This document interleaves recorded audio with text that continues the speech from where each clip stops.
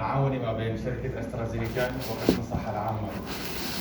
لقائنا اليوم يهدف لتسليط الضوء على أحدث التحديثات الجديدة بالمانجمنت أوف أسما.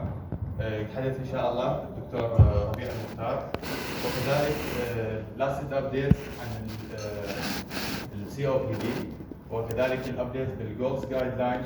إن شاء الله أستاذ الدكتور رامي الحيالي. أهلا وسهلا بكم، شرفتنا. تفضل دكتور ربيع.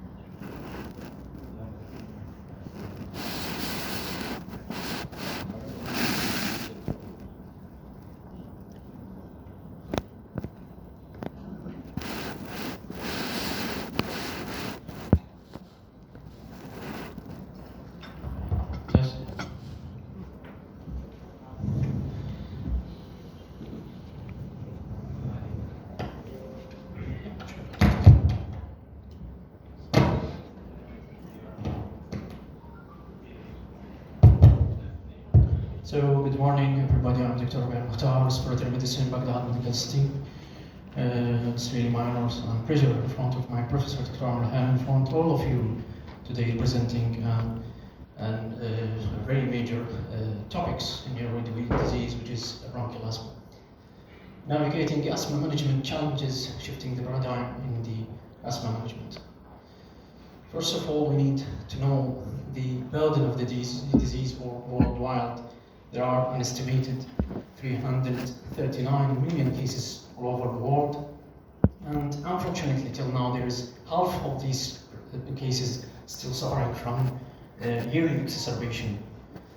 And there is 13 million of these cases suffering from disability due to asthma burden, and 10 million of them having premature deaths. They are lost their life due to asthma burden.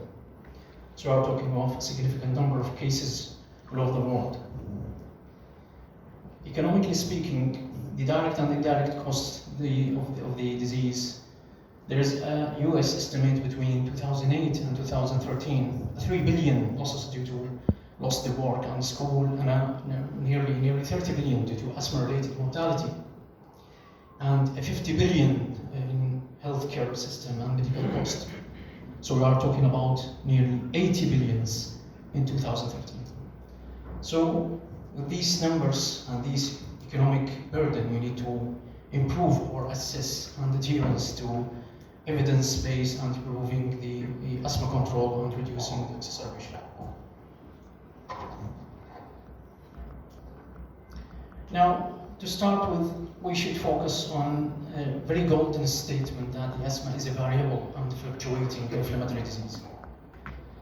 It's an inflammatory disease and it's variable from time to time. Asthma is a chronic inflammation. We need to know all the times that we are dealing on the background of chronic inflammation. And the airway inflammation and constriction, those are associated with an increasing symptoms and variability of these symptoms. So the hallmark of the disease is the symptoms vary over the time and the intensity. And this hallmark helps us all as a pulmonologist and respiratory medicine to differentiate between the other airway disease that also presenting with these non-specific symptoms, wheezing, coughing, and chest tightness and dyspnea. Speaking of which COPD and the bronchiectasis and the other airway disease that may presenting with these symptoms, but the hallmark of asthma is that symptoms vary over time and intensity. So, also asthma is a heterogeneous disease. The heterogeneity of the asthma presenting with the pathobiologies and the natural history, symptoms burden, and how to respond to treatment. This is important when we reach the last stage of treatment escalate in the GINA guidelines, step 5, and to judge whether the patient needs further add-on treatment, whether biological or non-biological treatment. Now let's talk about this inflammation and hyperresponsiveness that usually drive these asthma symptoms and exacerbation. Now look at this normal airway, the smooth and relaxed airway of the airway as a whole. This is a relaxed and smooth one, which usually hyper-responsiveness in the asthma patient to cold, to smoke, to aeroallergen, to irritant substance, whatever it is. Now the asthmatic airway and the exacerbation, both of which having a background of inflammation. The difference between the exacerbation is that the wall will be more thickened and the smooth muscle will be contracted. If we look at the asthmatic airway, it is relaxed, but the wall still inflamed. And the certain triggers, as I told you, whatever it is, the environment, changes in the seasons, and even the exercise will make those smooth muscle tighten and the wall of the inflamed spleen mucosa will be more thickened. So the muscle will be contract and there will be mucus plaque that will contribute to the tightness, to the dyspnea exertion and other respiratory symptoms. I think the gold word is I want to mention and to state on is that we are dealing chronically inflamed patient. Alright, this shows you that the asthma inflammation can remodeling the airway. Now, if we look at this is a schematic representation of the healthy airway. This is an epithelium with a baseline with a few epithelial cells and inflammatory cells and the collagen fibers. Now, what happens during mild to moderate, there is a significant increase in inflammatory cells, which is a hallmark of what happens during asthma. And there is a little bit increase in the collagen fiber. But when we change to moderate to severe, there's a marked basement, the basement membrane thickening and the marked elevation in the inflammatory cells, in addition to proliferation of the smooth muscle and the collagen fibers. So the difference between the mild to moderate and the severe is that the collagen deposition and the proliferation of the smooth muscle, and this will contribute to remodeling, the airway remodeling. Alright, what's the asthma exacerbation? Asthma is a flare-up. A flare-up on the background of already inflamed patient. A flare-up of symptoms with a significant burden, socio-economic burden, emotional burden to the health state, burden to patient himself, fearing from future exacerbation, and what's important is a life-threatening condition. Now, what's happened during exacerbation is that the symptoms increase and the lung function decline. In the mild, there is a limited flow rate of the pulmonary function test. There is a limitation, mild limitation in the airflow. While in moderate, there is worsening of the symptoms, increased SABA use. I think this point will be against in the next slide, increasing the SABA use. But do not require oral corticosteroid. This is a moderate, only worsening with the symptoms, increasing SABA use, and do not require systemic. While in the severe, no, it's need hospitalization, systemic corticosteroid, and other approach. So exacerbation have consideration on the impact of the patient. As I told you, it is a life-threatening. Now imagine the patient entering the HDU or intensive care unit, mechanical ventilated patient. He will feel that he is near death. Even after resolution of the condition, the patient is still afraid of doing things that he has already done, or he will already do. He will keep in mind afraid of doing anything, and he try to get away from the asthma exacerbation, because if he resolve and the condition improve, he's still having a negative impact emotionally. In addition to that, it's also to burden to the family, to himself, burden economically. This study shows that 1/3 of the patient that reported having access was so serious that their lives were in danger. And 1/4 of them living fear of preventing them from doing things that they want to do. So there is definitely there is a negative impact on the patient. A question to all of you from these brief slides is that What's asthma-based characterized? Is it a chronic heterogeneous breathing disorder or controlled with SABA? Or it's an acute heterogeneous breathing disorder treated with an OCS, oral corticosteroid? Or it is a chronic heterogeneous inflammation disease with a variable TDD symptoms? C. Definitely, it's very good. So the hallmark is the variable TDD, and we are dealing with a chronic inflammation. Even if the patient is in a quiet, let's say in this way, it is not curable. It is in a quiet phase of the disease that carry inflammation, and he has a risk of exacerbation, even with the mild cases. Sometimes clinically, we said that this patient is a mild asthmatic, but he had carrying an inflammation, and he has a risk of exacerbation. So how we diagnose asthma? Diagnosis of asthma depends on the comprehensive history, longitudinal history characterizing symptoms, characterizing the symptoms pattern, evidence of expiratory flow limitation. Sometimes this point you cannot catch it instantly at time of examination. This is an important the private clinic and the clinical practice. We need to catch an expiratory or flow limitation. What I want to say is that normal respiratory assessment or normal evaluation by the spirometric or even the peak expiratory flow rate, and I bring my own device to show you it. This does not exclude, because the variability of the symptoms, fluctuating the symptoms, sometimes you assessing your patient at time of testing or time of examination or at time of evaluation, but you see that your patient is completely normal. But the variability of the symptoms from time to time, you can catch the asthma characteristic. So the evidence of expiratory flow limitation, that's the point I want to focus on. And the history of characteristic symptoms, the different symptoms from day to day, from time to time, late night and in the morning, and we will talk in the next slide. The pattern of symptoms is important, as the respiratory symptoms may be due to acute or chronic. That it's very important is the pattern of these symptoms, because it's overlapping with the other respiratory, whether it's acute or chronic. So what's the features that are typical for asthma, if present? Increasing the probability, not definite, but increasing the probability that we are dealing with as an asthmatic patient. The symptoms of, as I told you in the previous slide, is wheeze, shortness of breath, cough, and chest tightness. Those are 4 symptoms that keep in mind. Patients, usually adults, may experience more than one of these: tightness or wheeze or cough and wheeze. Symptoms are often worsened at the late night and in the morning. It's a characteristic of asthma, increasing our probability that we are dealing with asthmatic patient. Symptoms are vary from time to time and in the intensity and from time to time. Symptoms are triggered by the viral infection, by the cold, by the changing the weather, air allergen, a strong smell, and exercise. Those are going in favor with the asthma.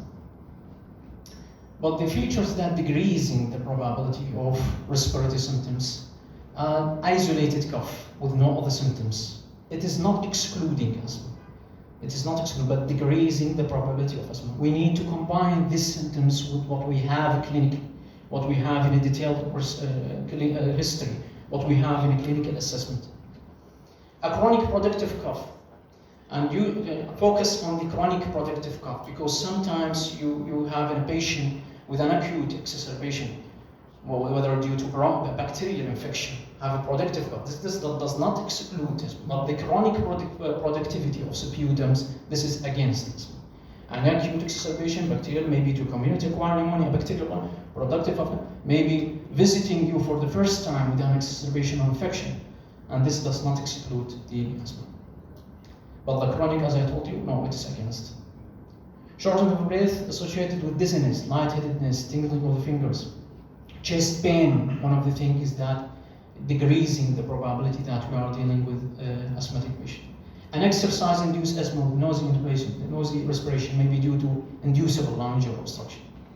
So those helping us rather than a clear cut for the patient, helping us that those symptoms are going with asthma and those symptoms are decreasing the probability that we are dealing with asthmatic patient.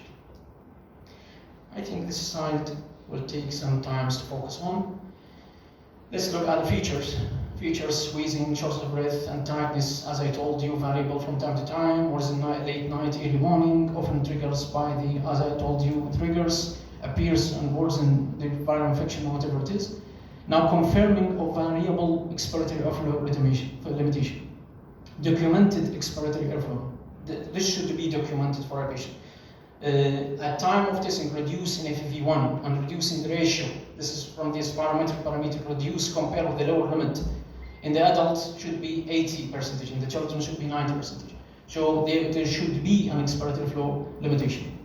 Documented excessive variability in the lung function test. Great evaluation go in favor with the asthma. And it got one of these points going with the variability. Either the post-bronchodilator. When we perform spirometric parameters, we have a pre and post dilatation.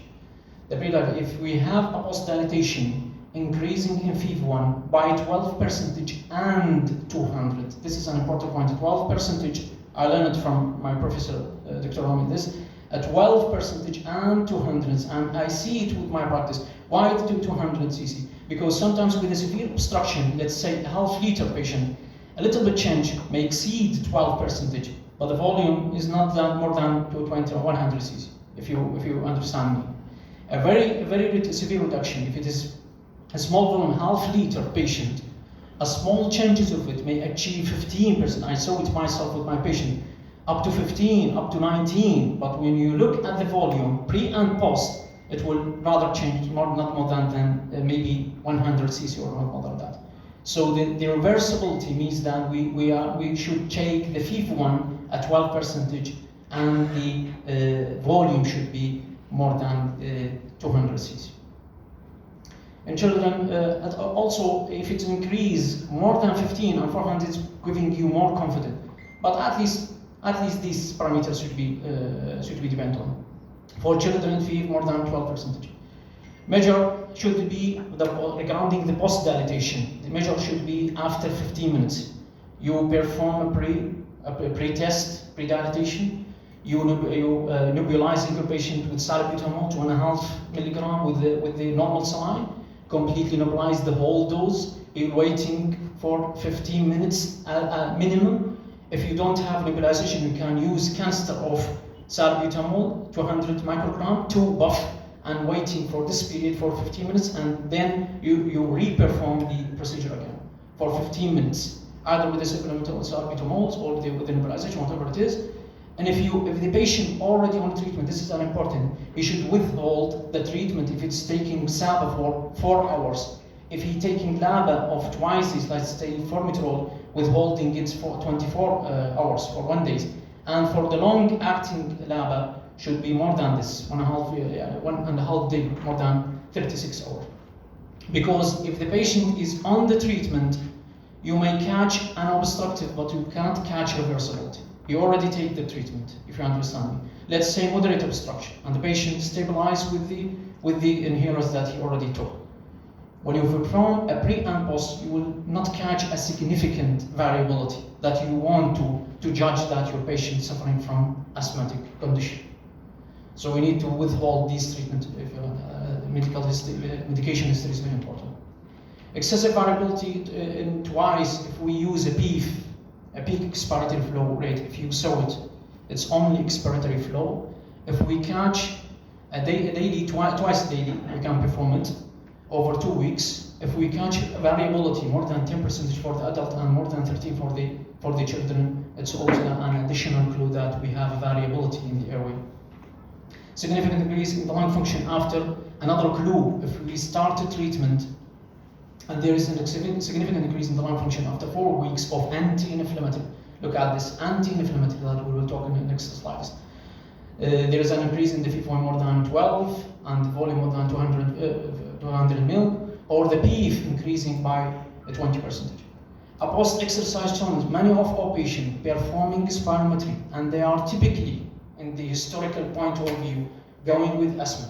But the normal spirometric does not exclude obstructive. And that's why we perform post-exercise, let's say stairs and up and down for 15 minutes until the patient feeling exhausted and breathlessness. Instantly he performed the post-exercise spirometry. And if you see that the reduction, exactly the opposite. The reduction in FEV1 more than 12% alveolar, this is a positive result. A positive exercise traumatism. A FEV more than 10% and FEV1 more than 12 in children. A bronchial challenge state is difficult to perform in our clinic because risky a little bit. An excessive variation in the lung between visit and visit. You may follow your patient with a sequelae of spirometric parameter. You will see difference from time to time, from visit to visit. Those are documented. One or more of these documenting changing, going with the excessive variability in the lung function, going in favor of asthma. All these points going with the variability of airway disease. If we talk about the GINA, Global Initiative of Asthma, the adult and adolescent more than 12, we have a controller, and we have a preferred pathway, and we have the alternative pathway. The preferred pathway concentrate on as needed only low dose of ICS and formoterol. This is the core treatment that we should focus on, that we should start with the ICS. If we step up low dose with the maintenance ICS, this is on as needed. If we step 3, low dose of maintenance ICS for control. If it is further up to step 4, medium dose of ICS formoterol. If we reach step 5, then phenotypic needed. Whatever we add the LAMA or LETRA or having azithromycin or theophylline, or other sometimes they don't have a significant benefit. We need a phenotyping, but still documented in the step 5. An alternative pathway is the ICS without LABA. ICS only. Whenever you're taking SABA, a low dose if it's step 2, low dose of ICS, and then low dose maintenance ICS, again the same of the preferred pathway. Low dose maintenance ICS LABA, and then to medium, then to step 5, which is a phenotypic assessment. The river will be as needed ICS SABA or as needed SABA. The problem with this pathway is that we are choosing 2 inhalers. As you see, there is taking ICS whenever SABA taking. SABA is usually an isolated canister, and you should have an ICS. Multiple inhalers and multiple techniques for the patient usually reduce the compliance. And with the time, the patient will be dependent on the SABA only, and this is the problem with the track 2. I never use the track 2 at all. But for patient or for doctors you used this track, you should instruct the patient that they depend on the ICS as a background treatment and to add on SABA, not depend on the SABA only, because it will increase future acceleration. All right. The strategy of treatment, the cycling, very one cycling, we will see it in the next slide, is to assess always the cycle, continuing cycle that we assess in our patient is assess, adjust, and review. Regarding assess is the confirmation of the diagnosis. The symptoms and modifiable risk factor, comorbidity, very important because it magnifying the symptoms, not excluding or precluding asthma, but it magnifying the symptoms. And sometimes we need to escalating our treatment up, whereas our patient is suffering from comorbidity, and when we deal with it, we are staying on when we are in the previous treatment, just to deal with the comorbidity. The inhaler techniques and adherence, very important topics, and we need lectures, times and times to consume with our patient to instruct him how to use the inhaler device, because different inhalers, even for us as a respiratory or the internals or families and whatever, even for us before we enter in the field, it is new for us. We need to instruct how to use these inhalers to the patient, and use simulator. And every visit, ask the patient to take the dose in front of you, because the patient thinking, he has a perception that he is doing well. He is using the inhalers good, but it has a certain steps to respect, how to use it, when to use it, the synchronization. If it is pressurized meter dose, let's say, rather than dry powder, synchronization of inhaled, if it's not using the spacer. There is much more talk about the inhaler techniques, and it needs a special slide to talk about. But I want to say that we need times to focus with our patient, and we need the simulators, and we need the patient in every visit to use the inhaler in front of you. This is because in many studies, this is not my personal talk, in many studies, other than inhaler techniques, using, let's say, biology treatment, The placebo arm showing that insignificant improvement, 30-35, a placebo arm, adding nothing, only concentrating on the inhaler techniques and the adherence, it will be significantly improve your patient. This will clarify that we are missing this point, whatever the effort that we pay for our patient, but still we are delaying from adjusting and instructing our patient how to use the inhaler correctly. So this is very important topics regarding the inhaler techniques and adherence. Patient preference and goals, of course, and this is the same track that already showed you. What's the challenges in asthma management? The symptoms control and the risk reduction. Symptom control is the management of daily symptoms and impairment, and the risk reduction is the prevention of exacerbation and the progressive decline in the lung function. However, the survey revealed that inadequate asthma control and more than 50% of patients with asthma. This is a survey with the European countries and American countries that they are having an accurate data of their patient. Till now, there are more than 50% of the patient having inadequate asthma control. Regarding the challenge is 5 points. Let's put the point 1, symptomatic treatment. Patient usually seeking an immediate symptoms relief. That the patient no need for to think that there is no need to take medication. 39 of the patient no need to take a medication. Only depend on the symptoms. Sometimes the patient is symptoms free. As I told you, he is chronically inflamed. The regular use of the medication will reduce the risk of future exacerbation. And this is the missed point between the doctors and the physician. If we instruct our patient and clarify to the patient that we are dealing with the chronic inflammation and you need to take the inhaler regularly and concentrate it on the ICS containing inhalers, this will be having a good outcome in the future for the patient. So the patient 39 thinking that there is no need for the medication, and 90 of them having only immediate relief, and the immediate relief will depend on the SABA only, especially the old-fashioned on the old extreme ages of the patient using the alternative pathway, not the preferred pathway. So this inspired study 3,000 cases with 400 showing that the SABA does not treat the underlying inflammatory condition. As you know, SABA is only dealing with the bronchodilation. It does not deal with the chronically inflamed patient, whatever it is. So GINA, starting from GINA 2018, SABA is no longer used as a monotherapy at all. The challenge too is mixed message on the safety on asthma medication. Common healthcare and patient perception, and peer-reviewed evidence. The patient thinks that the SABA alone is well tolerated, and the LABA alone is not well tolerated, and the steroid medication have risk of exacerbation. These statements already helped on the clinics, already helped on the patient. Don't give me oral corticosteroids, they have a side effect. The patient already known about the side effect. And the LABA not well tolerated. He preferred only SABA. Whether the evidence is the SABA monotherapy increased the risk of adverse effect. The LABA in combination with the ICS generally well tolerated and decrease the risk of exacerbation. ICS need to be controlled. ICS need to control the underlying inflammation. So this is what our patient think, and this is the facts of asthma treatment.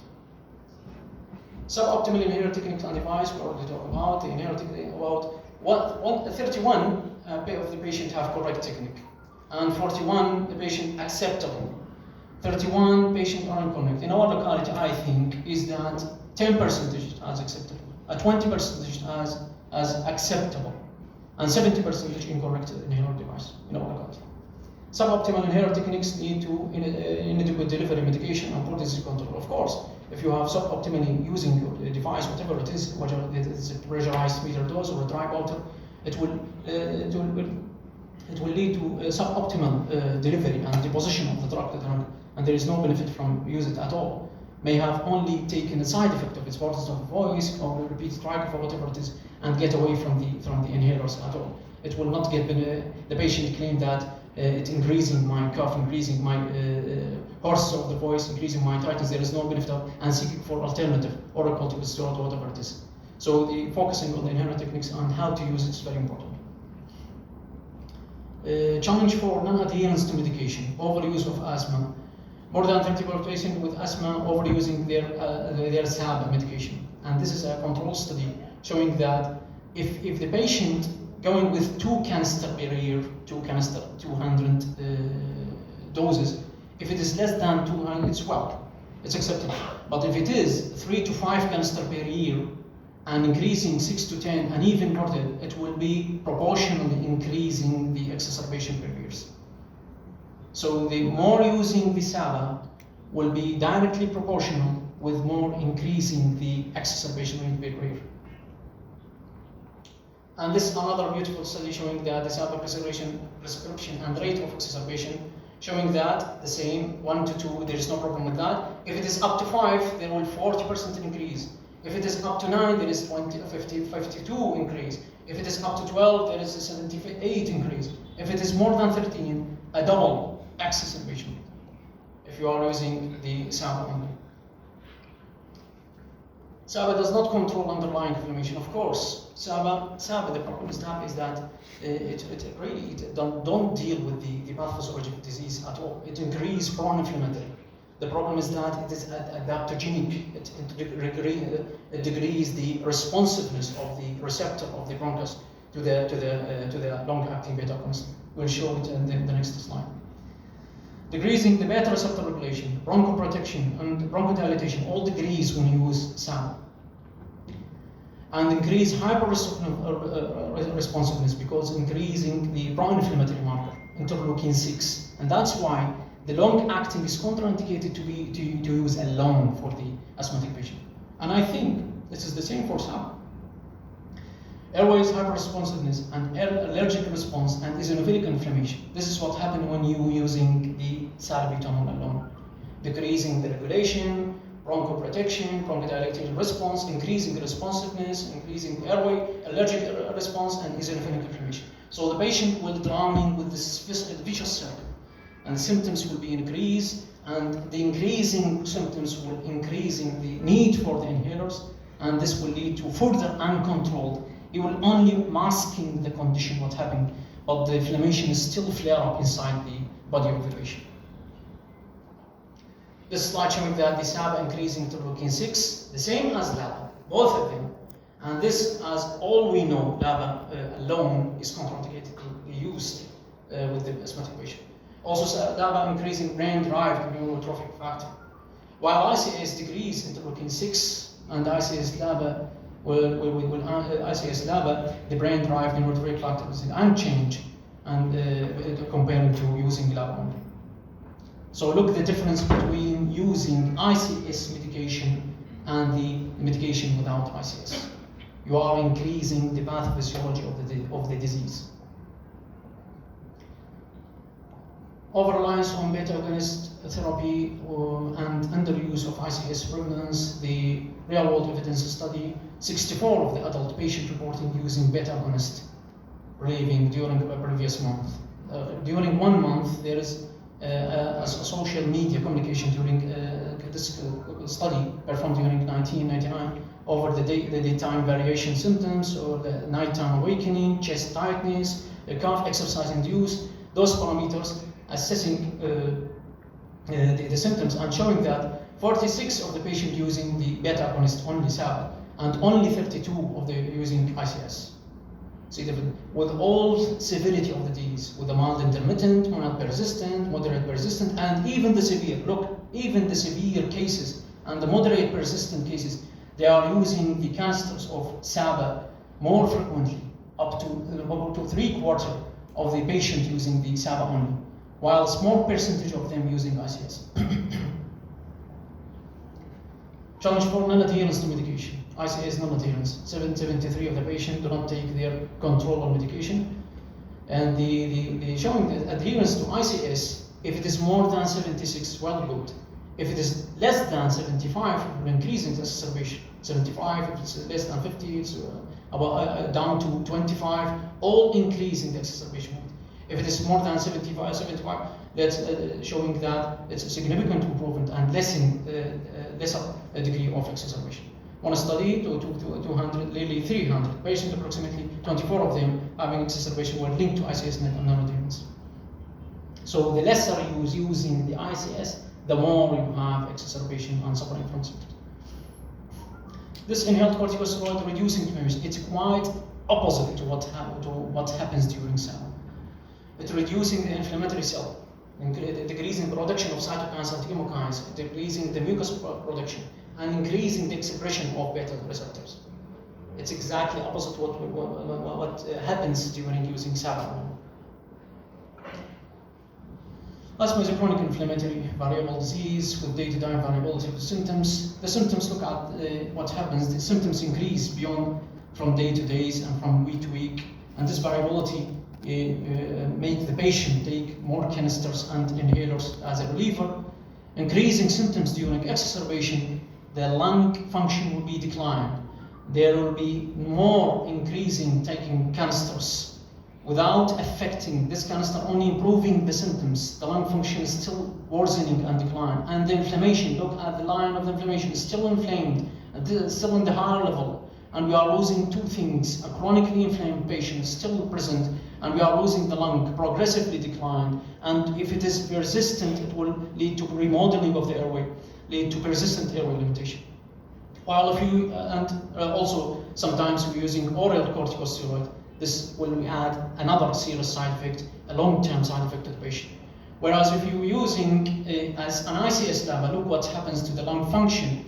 It will be improved. The reduction in lung function will be improved, and the inflammation also will be reduced.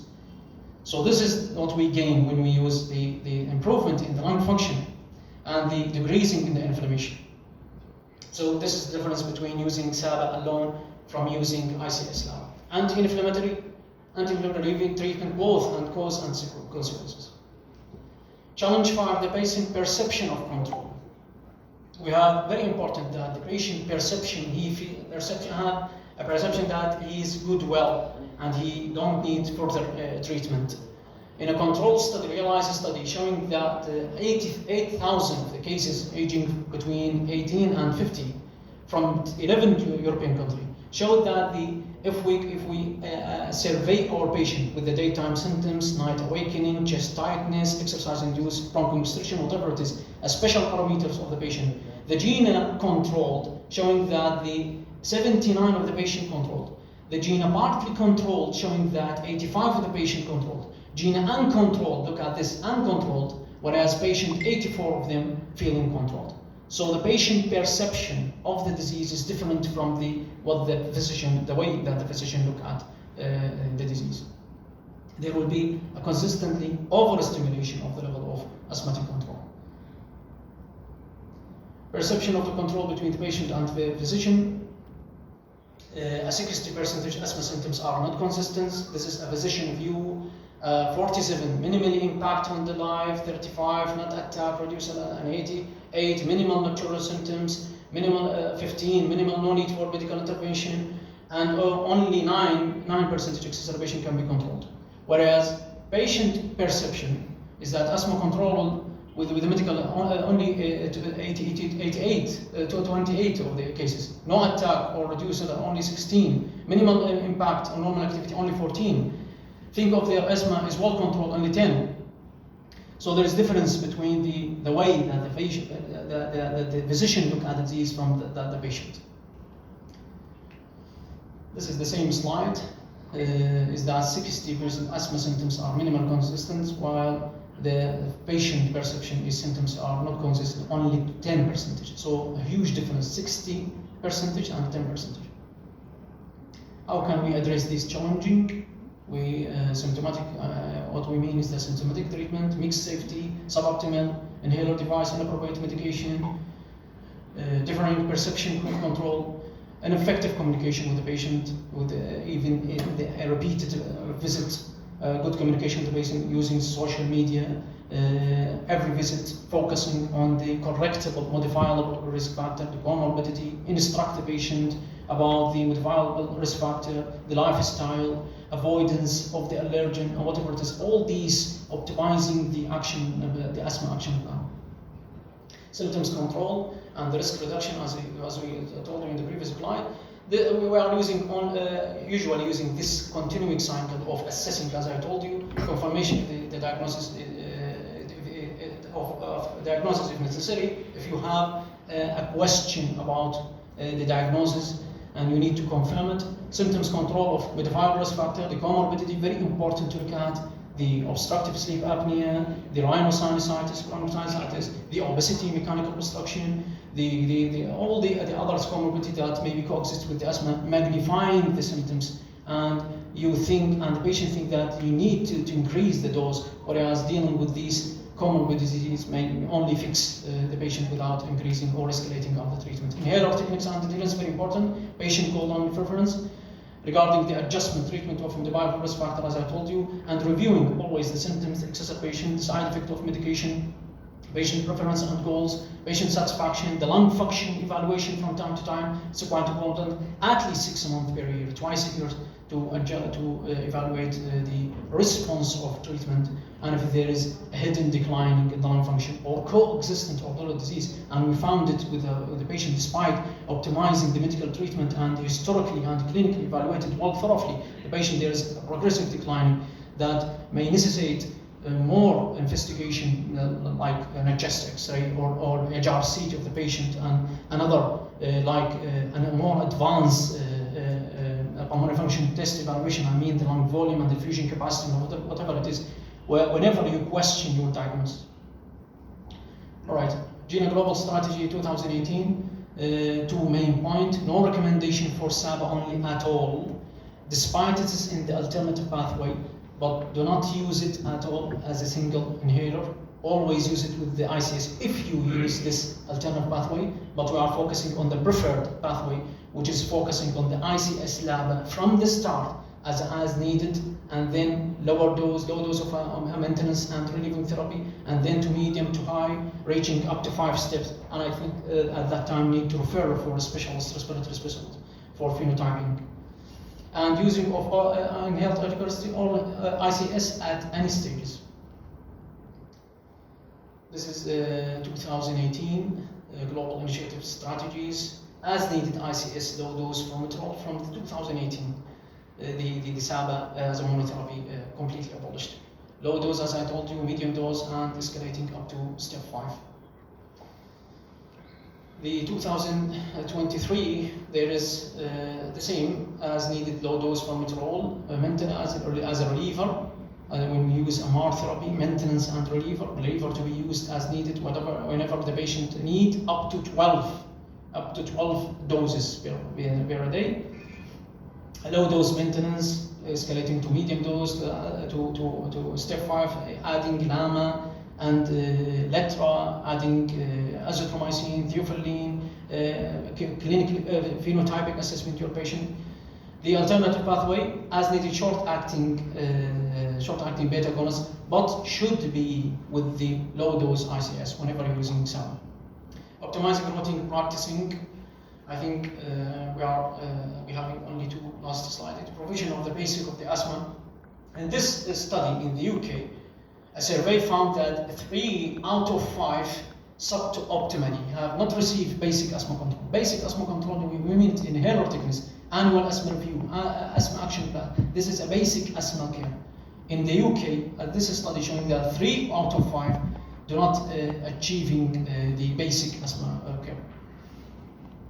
Inhaler thickness should be checked regularly, choosing the optimum inhaler device for the patient, and even the preference of the patient. You can make the patient choosing the type of inhaler that you want. Check the inhaler technique every visit.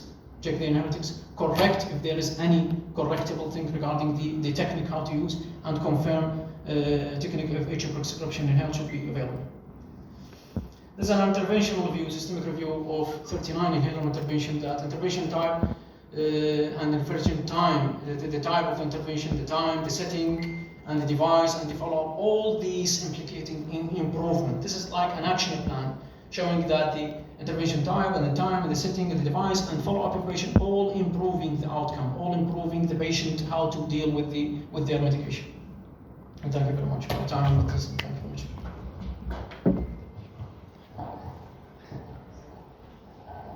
شكرا دكتور ربيع. Thank you for fruitful presentation.